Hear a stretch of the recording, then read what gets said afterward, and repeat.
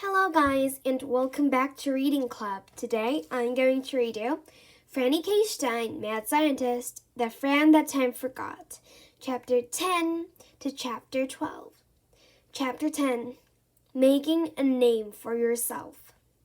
There was a flash and a pop and a little puff of smoke, and Franny stood there directly in front of Baby Franny.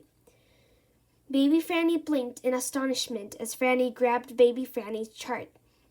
"I'm doing you a huge favor," she said to Baby Franny. "I'm changing this dumb middle name so that nobody can ever make fun of it again." Franny erased Kissy Pie. "Let's see," she said. "I still want to keep the initial K. How about Kidney? Do you like the sound of that?" Baby Franny scrunched up her nose. "No, huh?" Franny said. "Maybe Kafu or Kismet or Kilowatt?" Baby Franny pulled the pacifier from her mouth. "Kaboom," she said. Franny smiled. "It's a bit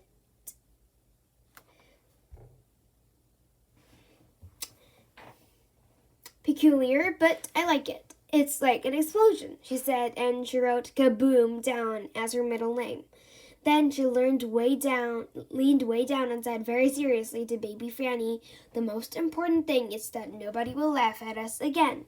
There is nothing worse than being laughed at."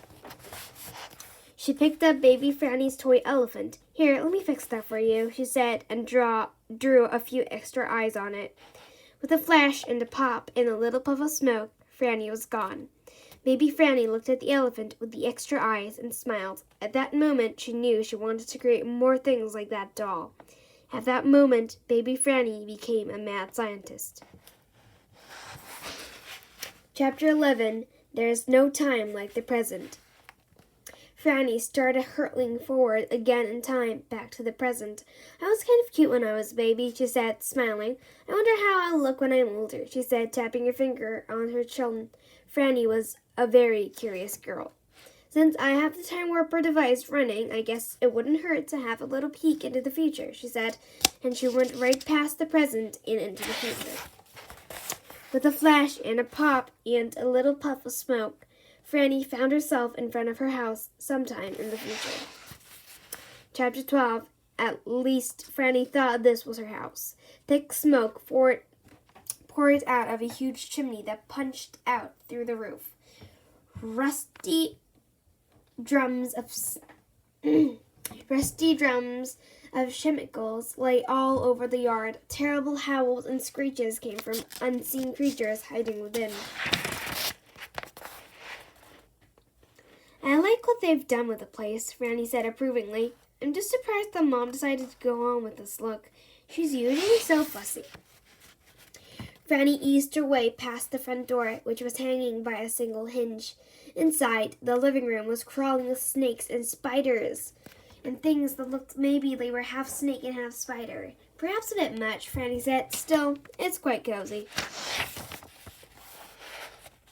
There was no sign of her family anywhere. Even Igor, who would have run to the door to meet her, was gone.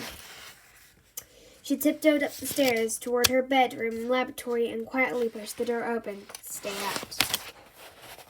There, feverishly banging on a fiendish-looking device, was a tall mad scientist that Franny knew could only be herself as a teenager.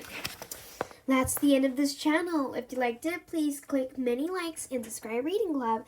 I'll see you later with a new and improved channel. Bye, everybody!